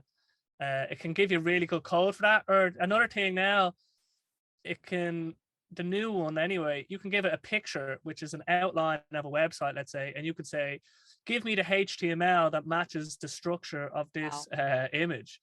And that's basically all down the line. Like, my developers they're still needed for very custom stuff. Like when a company has to,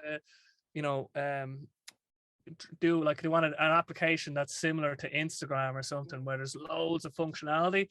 But that's brilliant that you've kind of jumped on that bandwagon, actually. It's brilliant to hear. Taught myself how to do it. Like, I just tweak around exactly on it. But think about this, right? You didn't have to hire a developer now, and it's empowered. Now you could say it's like the developers, everyone's going to lose out on work, but the individual is more empowered than ever. So that's going to balance out, I think, in the long run. Like, the people that are losing out, they're also gaining, because they're getting this technology as well. Everyone's playing by the same rule set. And so when banks brought in ATM machines, everyone thought, oh no, humans won't be needed anymore, because they're going to get, like, ATM machines are going to do everything. But what happened was the banks could actually afford to open up more branches, and then that way they actually opened up in more places, and then they provided more work. And there's all these different examples in our history already where we've thought, oh, the end is nigh, this technology is going to change everything. But the world gets so changed that we can't even comprehend the pros and cons. We come at it from this based on the now, but we've no idea what happens when we let the genie out of the box in relation to AI. But I just want to know what reality is. Imagine we could just ask the AI, all right, computer, take all the equations, physics, whatever, and because it'd be like talking to a little alien that has potential knowledge to give us, and that could be another very interesting thing. But just on the album, then, when you're printing, because the artwork as well is very striking, do you have what's the process of getting it printed and stuff? Sorry, what are you asking me? To get when someone orders, do you have some of these already ready at hand to deliver, or is that handled somewhere else? Or so I have some already kind of made that would be sort of like this looking. Right? Nice. So I have a guy that sorry, not a guy, a company that's made these for me. So I did it like I would have done a small run of these at the start. So the biggest issue I have in Australia is the shipping from Australia to overseas. It costs $20 to ship one of these little things from Australia. So people are paying $14.95 for the album, plus they have to pay $20 to ship it. Wow. So that's great that lots of fans have wanted to do that, and I feel grateful that they've supported. And I didn't even realize this until someone told me this, but they sometimes get charged some kind of fee in because they're getting something imported, so they're getting charged some kind of dollar Oh yes, fee, extra custom fee. most it's like, expensive album in the world.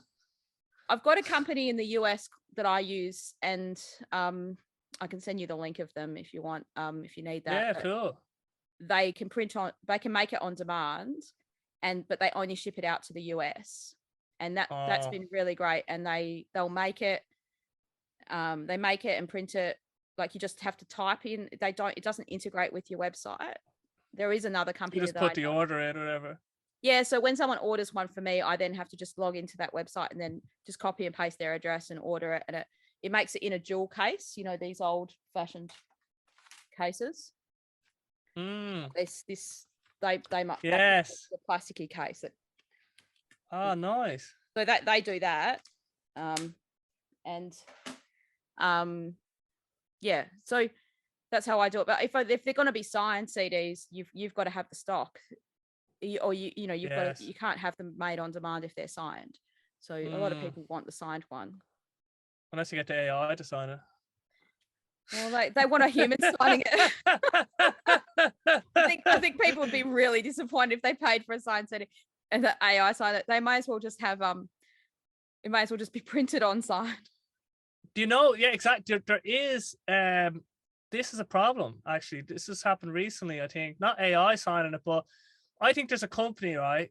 Let's just say that this is the case, where they translate, they analyze you writing your signature, and they basically are able to replicate a machine doing it manually, but it's not your hand, but it's the same movement. And I think they got in trouble because they were saying, oh, we have like 100 signed copies of this new book, but really it was just a robot signing the analyzed hand movement. Yeah, which just is like, what? It's like, that's so stupid. Yeah, especially if it's misleading, and it's probably illegal because people are they're sold under the perception that this is a signed copy. What does signed copy mean? It means that person signed it. I mean, it's going to be like something special. Yeah, you know how I don't know if you have that bread in your country, but sometimes we have this bread that says untouched by human hand, like on the label of the bread, like as if this bread is sterile. Like it says it on the bread, and I'm like, I'd rather have a human touch me bread than just like saying it. They're very big on the label, like it's their selling point, untouched by human hand. And you're like it's going to become to the point where people are like, yes, like touched with a human hand, like signed by, like actually legitimately signed by, real sign. Yourself signing it as a,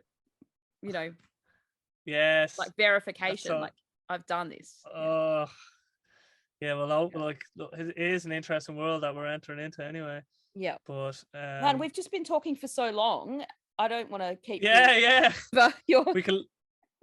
I know it's been brilliant. I appreciate you having me on. I didn't even get into the. Just on your, I just want to. I know we haven't talked about your song enough. Just on your video, the Rocky Road to Dublin, brilliant song actually. So you're a fiddle player. A little bit, yeah. Wow. I learned violin when I was 4, and I didn't do Irish or anything. I just did normal violin, and I did music in high school. And then I did cello, not violin. I was never really good at violin. It's one of those competitive instruments where you've got to be perfect or you're just shit. So I was kind of cast out of the orchestra at one point because I just stopped coming to the rehearsal in my high school. Oh, what? The lady sort of cast me out, the conductor. Jesus. Anyway, that's a different story. But when I finished high school, I had this idea that every year I'm going to do like a New Year's resolution. Every year I'm going to learn one new skill that'll be like a life skill. And I'll just dedicate that year to learning this new skill. And one of the years I just decided I've always wanted to learn how to play a fiddle tune. So I went and found a guy somehow. I don't know how I found him, maybe Gumtree or something, like, one of those search places. And he, I don't know if you know the musical guy, Helfgott, the movie Shine, the very famous piano player. I forget his first name. No. There's a movie called Shine, and he was a famous piano player. Anyway, this was his brother.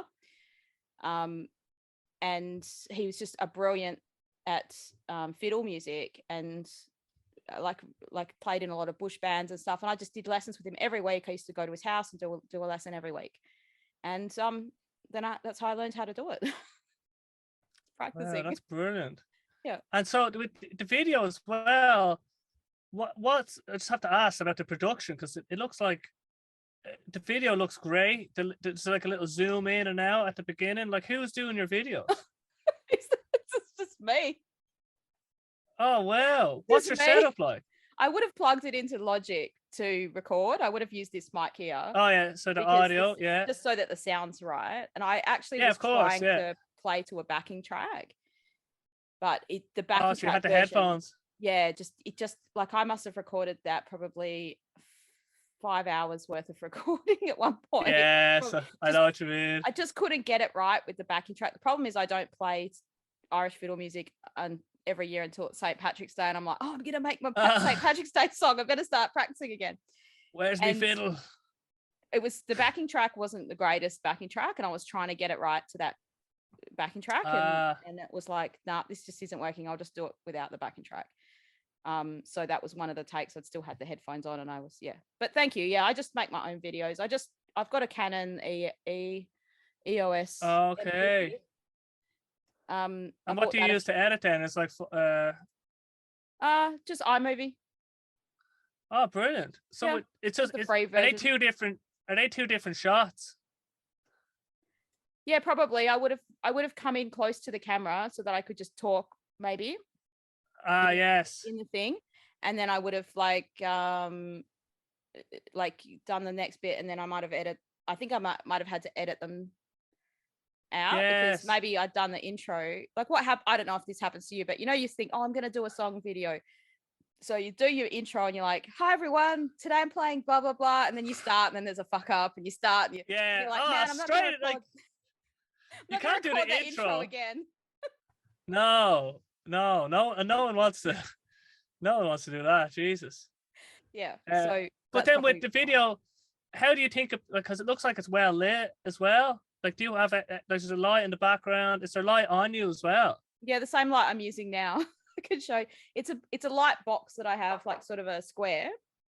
Yes. On a tripod, and that's been one of the best things that I've purchased, because you can adjust on the back to warm or cool tones. I'm very fortunate. The room where I'm in now, and that's the room where I recorded this. Last year when I was looking for a new place for my business, I found this place where I am now, and this is a commercial recording studio. So it's got like padding, or like not padding, sorry, like nice wooden slat things on the walls. It's got stuff on the roof. It's completely soundproof. The door's like this thick, plus it's got a door added onto each side.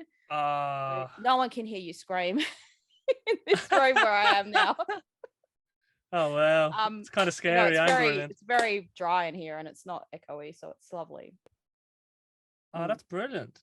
So yeah, I think because the lighting is it's something that I'm only realizing lately as I'm doing more video, because I just bought I was saving up for a camera, but I ended up buying the latest iPhone when it came out in September, and the camera on that is just so good, and it makes my life easier of just moving files from here to there, and it just seems so.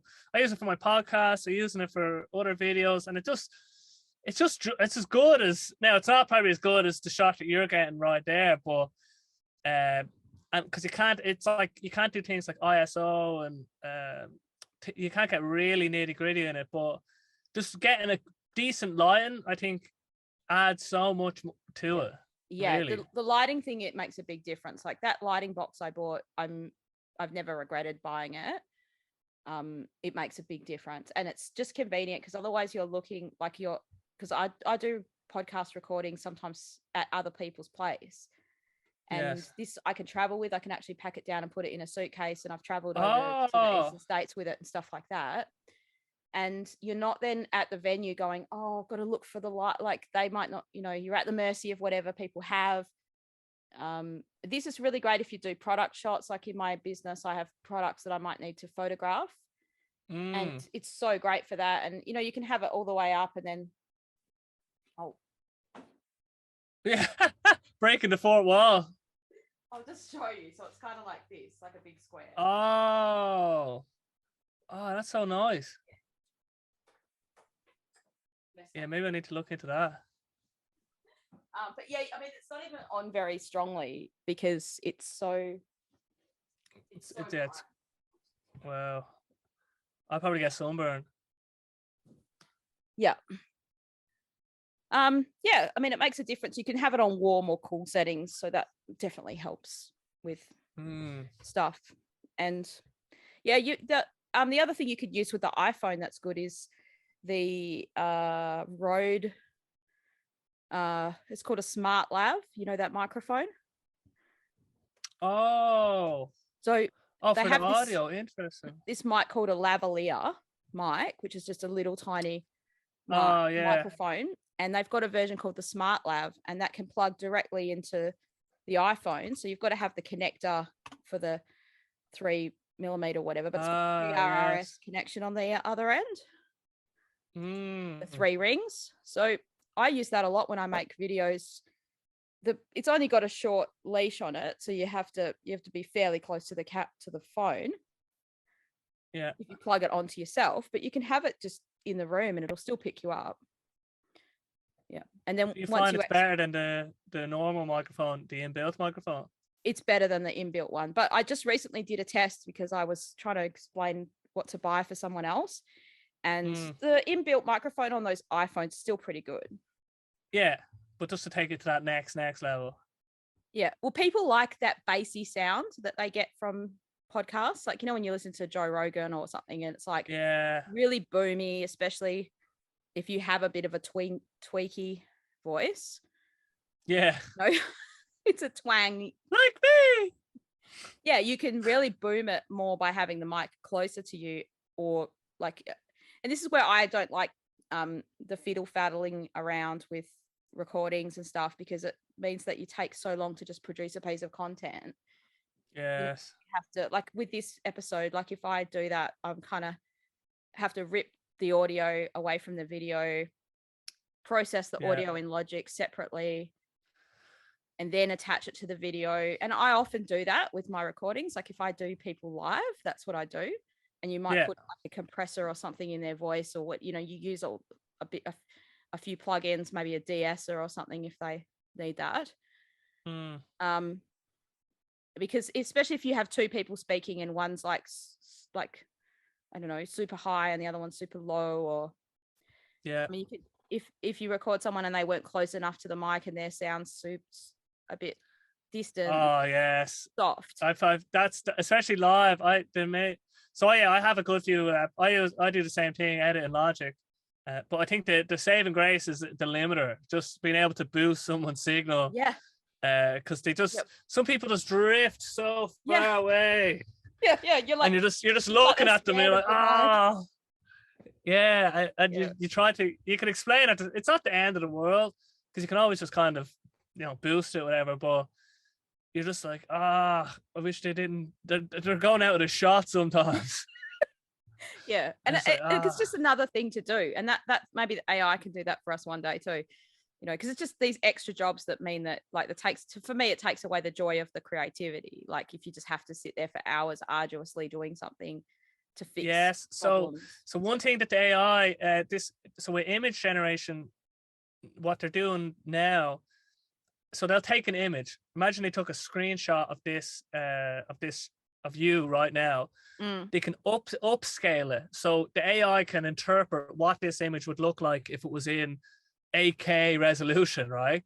So you apply that to the image, but then you can also apply a prediction algorithm that says, based on this image, what's the next image? So if someone's fallen over, it can be like, it can predict, oh yeah, the next image is going to be slightly more fallen or whatever. If you think about it like that, and then you can also say, oh, simulate the camera movement from A to B. So from an image, now it's very early days, but I think this time next year, people will just be generating videos from images. and just being able to text.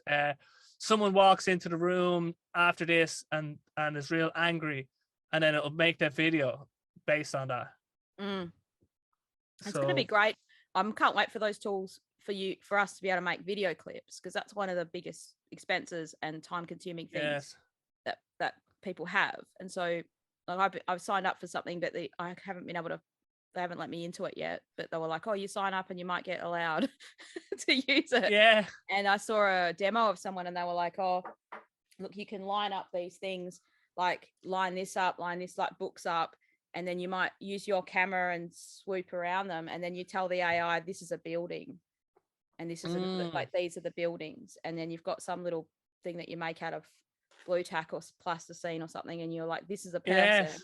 And then you give it your picture and it's like, oh, here I am, and there's a thing swooping through the buildings where I am. Like that's a cool technology, you know. 100%. Sort of map out a little video clip idea. And yeah. But and then just on what we've touched on with the AI, because something just popped into my head. My brother, he writes CVs for people. Let's say that's one of his services. Yeah. But he brought out a video showing how to use ChatGPT to write a resume, so he doesn't have to do it anymore. And then, but people still, even though there's ChatGPT, if people have the money, they'll just give it to somebody else to do it. So there'll be people that are good at making AI videos, and you, like, let's say for you as a creator, you weren't gonna pay someone to create the videos anyway. So like the fact that you're using AI to do it was like when people used to download music illegally. A lot of people doing that weren't ever going to buy the music in one respect. Now, obviously, some people were, and they were just going to get it for free. But there's people out there that aren't going to pay for certain things or pay loads of money for certain things that isn't going to really affect the market in terms of the current people making things right now. Yeah. Potentially. What it is going to do, like exactly what you said, like if the people that are good at their job and they're good at marketing themselves, it's just going to make their job easier and quicker. And and you're exactly right. Some people are like, just do it for me. I don't really care if you use ChatGPT to do it, but they want the seal of approval from, I trust you. Like you're a person. I want the resume that you produce because you produce good ones. And whether you use ChatGPT to help you or you just do it yourself, they don't care. They just want that. And I think that's the same as like someone like a producer or a mixer or something, where, you know, it's not just like, oh, press a button, because people aren't going to want that. Oh, you know, I'll just get it done by this, you know, it won't sound as bad as if you didn't mix it, but it won't sound as good as if you use this person that's known for this style, that's, you know, and they might use some of these AI tools themselves, but they have that niche. Like in my other business, like in healthcare, for instance, like I've asked ChatGPT some things like that, and unless you know what you know in the industry, you don't know if it's lying or if it's telling the truth. Because I wouldn't say lying, but there's sometimes I've asked ChatGPT for things where you've asked for references, like academic references, and it just makes them up. They don't exist. Yeah. Right. And hallucinate. Unless you know the industry, you won't know that those things don't exist, because you're like, oh, that sounds a bit too good to be true. And then you look for the reference and you're like, I can't find that. So, you know, you need to kind of, it's still at the stage now where people can't just put all their trust in it and just, oh, do it all for me. It'll just take, you know, it's not going to take away people's jobs at the moment. Yeah, at that scale. But yeah, it's just about, you're going to be the final reviewer in a way. Like if you think about it, you're the boss of the AI. So the more you know about what it's spitting out, the better, because you wouldn't that if you needed an open heart surgery, you wouldn't use ChatGPT to say, okay, how do I do open heart surgery, and just copy what it says. That's not going to work. You need the skill. I'm just having a flashback to that Simpsons where it's like the hip bone's connected to the eye bone. Oh yeah. Hey, I'm Dr. Nick. Hey. Hi everybody. Anyway. Jesus.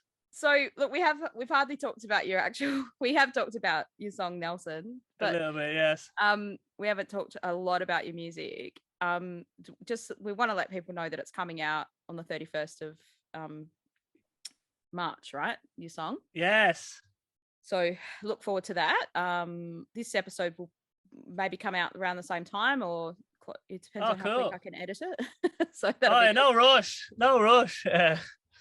um I just I appreciate you having me on as well. Oh, my pleasure. It's been a great chat. Just time's just flown by. Yeah. Have you always done music yourself, or is this something like that you've like kind of when I was about 24, I picked up a guitar after my first heartbreak and sort of learned loads of sad songs, and then I started writing little bits. I just thought I when I think back to my childhood, I was always coming up with little songs for my friends and little remixes of certain songs. Me and my brother will just say, oh, remember you made up this, remember you made up that. And so I've always had a sort of a musical intuition, let's say, or I view the world through a sort of musical lens, and basically have sort of gone deeper down that rabbit hole. So I moved to London for 2 years and Cardiff for a year, and then so I was still learning guitar, and then I ended up busking when I was in Cardiff for the first time, and so that kind of completely changed everything. And I just realized that, and well, I did my first open mic actually in Cardiff, and then that made me realize to get better at performing in front of people, I need to take this into my own hands, and I need to. So busking was a way of being able to practice performing in front of people in a way that I'm in control of. But then fast forward a few years, I came back to Ireland initially for my brother had a business that was going well, and I came on board to build a website and stuff, whatever. But that kind of didn't go well. Because after a few years, I don't get too into it, but basically we exited the business because of other business partners. And then I had another company another app idea that I was building with a friend at the time. So we went full time on that for a year. But then I realized I don't want to build a business. I don't really care for business stuff. I want to pursue the music more full time. So sometime around this time last year, maybe last April or May, I think it was, I had to talk to my good friend Chuck, who I've been building the app with, and kind of break up with Chuck and admit that I wanted to pursue music more full time. So this last year, I've just been figuring out what that means. Sort of got introduced to Rob in a kind of serendipitous way, of course. And then I've recorded the album now, which the album will be coming out in September. There'll be a few single releases, hopefully each single improving on the last. That's the plan. And then I've loads of songs written now. I'm like, all right, the next album, because I learned so much doing this, because I was editing all the vocals and stuff, and it's hard.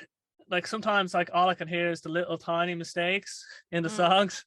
Like they're not even bad mistakes, just the vocal, just it's hard to explain, but they're such stupid little things. But I'm already thinking how I can improve in the next batch, because by the time you finish it, because I was editing and recording the vocals myself, as in I was doing all the takes, selecting the best takes, fixing the time, and fixing the volume. And so by doing that so much in such a short period, by the time I got to the last one, I'd internalized. So even my singing improved so much from listening to myself singing obsessively for over time, because it took ages to do.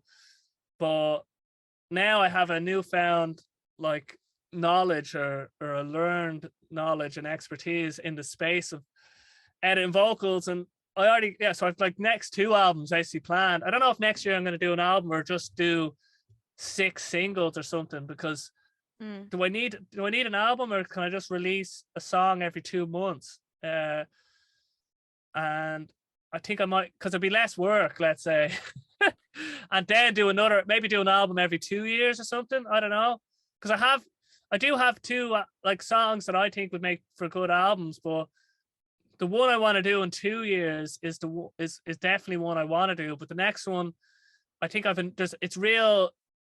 it's hard to explain, but I think there's lots of good singles on it that that would just be fine if I didn't do an album with. So anyway, long story short, lots of music coming soon. Yeah, good.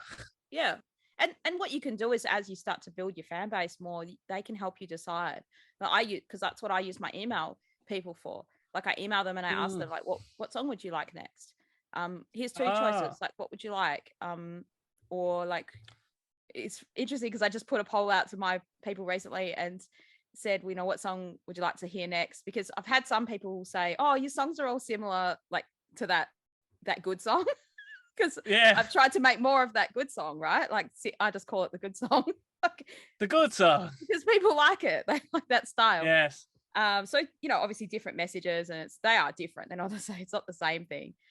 And you get some people that come back and say, oh, I just love it so much. Like, I love that style. They love it. And then one or two people will say, oh, you should try something different. Like, it's, you know, it's kind of the same as what you had before. You know, try to branch out. And anyway, so when I put this poll out, I left a little spot saying other, and people can put what they want to put in there. And someone put because I was like, what song would you like? And one option was like a folky style song with lots, you know, the upbeat, lots of live drums and you know, live guitar and live drums. And the other one was like a down tempo electronic one similar to the Time in Your Hands song. So the one that got the most votes was the Time in Your Hands style song, like the down tempo electronic, and then the folky upbeat one was second. And then someone put in the other like a love song for the girl I've just met, like a personal love song for them. So there was a few other options, like a few other people put ideas, and I'm like, you know, it's actually good because I was like, good on the person for like sort of requesting their own personal song, but it gave me ideas to like for the next time, like thinking, oh yeah, maybe I could try that. Maybe I will write you a personal love song for you for the woman of your dreams you just met. Could be a new market. Yeah. Awesome. Oh, so you've got lots of good things on the card. So are you doing music full time now? Is that what you've decided? Well, basically, so I'm doing 2 days of contracting as a software engineer. So Thursday and Friday usually, and then the rest of the time, I'm just pursuing the music stuff. And I think definitely for the next few years, like you're saying, it's like I'm definitely going to give this a good bash, see if I can make something of it, whatever that means. I think it would mean I'd love to just be able to do gigs and get like and not feel like, oh, will people come? Will they not? I'd love to, because I love performing. That's a big part that I'd love to get into more. Yes. Is the live scene there popular? Like, do people come out and see lots of indie artists live? Yeah, it seems. Well, in my own little town, I think there's enough goodwill for me that people will be interested in coming. And there is live music. I just want to do it locally because I'd love to just create stuff that's close to home. So then it's less hassle. That's why I like streaming, because it's just, and then doing Zoom talks versus now I do like all my podcasts so far have been live, like that I've done on my own show, but this is so much, you know what I mean, everything's like you're saying, it's all recorded on Zoom, it's all taken care of, the video, the audio. So I like the idea of like reducing hassle. And so I'm like 40 minutes away from Dublin, let's say, and I like setting up gigs in town. I'm not there yet, but I'm definitely going to be trying to set up gigs locally and then build, because being like building a local support base, that means that my everyday existence will be improved. You know what I mean? Yeah. Versus some arbitrary, like if I reach, so I'm going to try start local and build, let's say. That's the plan. Yeah, that's great. Yeah. And it sounds like that'll be like if you really enjoy doing the busking and you enjoy you know, the feedback of the crowd and people, you know. Yeah. So I used to enjoy that a while back. I haven't done many live gigs for a while because I also hate the hassle of it, and I because of the COVID time, I wasn't doing them. And then I was like, why should I start doing them again? It's too Yeah. hard. Like carrying all your gear and, bringing your amps and it's like picking all the gear up I and know. setting it up and packing it down. I know it sounds like, yeah, that's hard work, but it is. It is. It is. It is And hard you just work. have to say, if is it worth it for you at this time, Yeah. and But always just listen to that. sorry, you go. Oh no, they're basically done there. But what's great about it is like playing in a small venue. Like I used to just play in a cafe, and it was a friend's cafe, and they would just open nights a couple of nights on the weekend, and I would just use that to test out my new songs that I would like. This might never become a song that everyone's going to hear. I'm just going to play this, I'll do some covers and then I'll play some of my songs, and it's kind of good if people don't really care, like they're just kind of eating their dinner and they're not really paying that much attention to you, because you can just test those things out and just see what does it sound like live, and you can get a feel for people when you see them. If people are watching you, even if they're sitting there eating their dinner or they're drinking drinks in a pub or something, like there's something that you can get live where you can see, oh, people are connecting to this music. Like, I hope that I hoped that we would get more of an interface. I guess this is what we're going to get in the metaverse thing. I don't know. But like when you do a live gig on Facebook, and like I haven't done many live gigs for a while, but when the COVID first happened, I was doing lots like everybody else was as well. And it's interactive because you're playing a song and then you see people's like comments pop up and you get to know those people and you're like, oh, hi, Nancy. Oh, great to meet you. Great to see you again. Oh, Johnny. And then, say hi, say where you're from, but it'd be great if there was more interaction with those people. Like, could I see your face? Could there be little videos of you where we can see you in your, what do you like? Maybe they don't want to be seen, but if they could be. And I was trying to organize something like in my mind, which never eventuated, where it'd be like, it's got to be something like when we're chatting now, I've got to have the camera like very close to the screen. Otherwise it looks like I'm looking over here and you're over there. And, it's got to be that so that I can look right in the camera and people feel like I'm looking right at you. But at the same time, I'm also seeing all the people and interacting with the comments. And I think if there was some way of being able to interact with people live better, it's kind of more intimate as well. It's cool. Like maybe that's possible on somewhere like Twitch, where there's a pretty good interaction. There's streamers do that. The next step beyond AI is VR, and I think when that becomes more prevalent, let's say, you'll be doing more.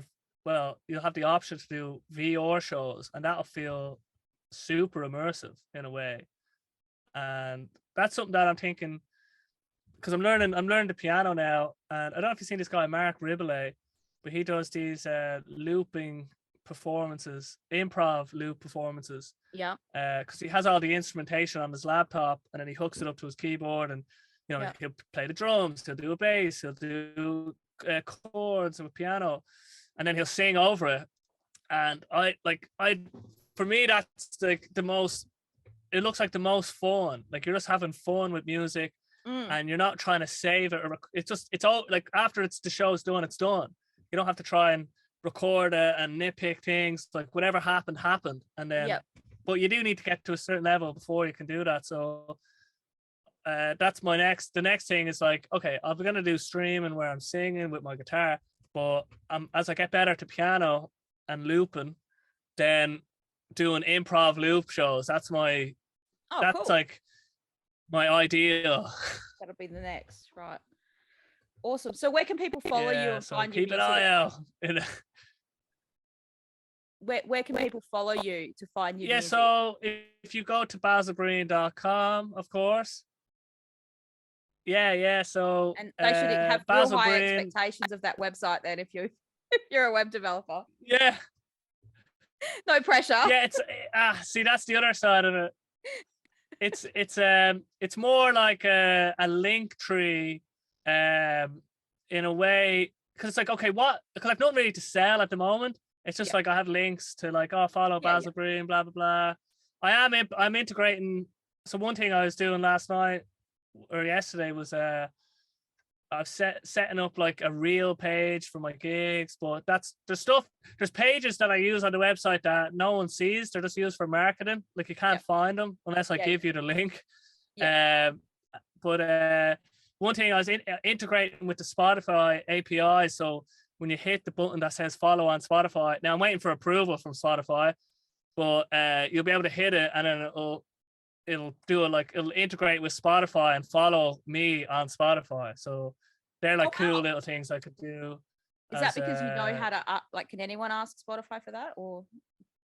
Well, anyone. So DistroKid, everyone they have an API basically. That allows you to integrate your app with them. Facebook have it as well. Like Instagram don't really have it, but like Facebook, for example, you can build a website that before I had a business, basically we had, let's say, 30 Facebook pages and we could post to all of them simultaneously because I built this app that integrated with their API. But anyway, I'll get to that. But then with the Spotify API, you can do things like, follow an artist, like you can modify play. You have to request certain permissions because a pop-up will pop up for the user and say, this app wants to do X, Y, and Z. Yeah. So that can put people off. So you don't want to do too much. So I just want the ability to follow an artist, let's say, which is me, and just follow me. Yep. And so I built. It's cool actually because you can take it to the next level, but you can train the ads to optimize on Spotify follows. That's the real reason I want to do it. Oh wow! So if I create an ad that's, I don't know what the landing page will look like, but that when they click that button, I'll be able to, so that will be like your custom conversion on that.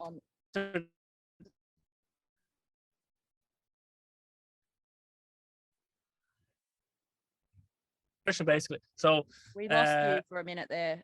And the sound went down a bit. But yeah, basically the website is like you'll find all the links to Basil Breen, and follow his Spotify. Basically trigger his algorithm. Yeah. Well, I have the button now, but it's not. It's just a link because I've submitted my app for review. Because Spotify basically because anybody could do nefarious types of stuff. So you have to get your app reviewed before you can use it. So once they're in, we'll have my ability to follow. Awesome. But yeah, so basilbreen.com, Basil Breen, everywhere else. Yep. But if you just go to basilbreen.com, you'll find everything from there. Yep, cool. And so your first single from the album's coming out 31st of March. Nelson, and yes, then there'll be some more singles through the year, and you've got an album coming soon later on that people can look forward to. Thank you so much for all your time and sharing so many great stories. I think that people will really appreciate the discussion on AI because it's really topical, and I hope they do. Yeah, it was great to get your perspective on it as well. And as we talked about it, developed our own ideas and understanding of it. I thought this was brilliant. I really appreciate you having me on. Yeah, my pleasure. Look forward to seeing your new single and the new music that's coming out. So exciting. And thank you so much. We'll have a great day. And if people are watching, we never mentioned to subscribe. So make sure you subscribe to the channel. Yes, on YouTube. Subscribe. Ding, ding, ding. First, when we get to 10,000 subscribers, you get a free pillow. Mate, I'll give everyone a free pillow if we get to 10,000. Yeah. We're not even at 1,000 subscribers yet. So. Go, be careful what you wish for. I wouldn't give everyone a free pillow. Just say there you go. Next thing you know, everyone's suddenly coming out of the woodwork and subscribing. But there'll be some free giveaways. There'll be definitely some. Yeah. Awesome. God. Thanks, Basil. Fantastic. Cheers. Bye.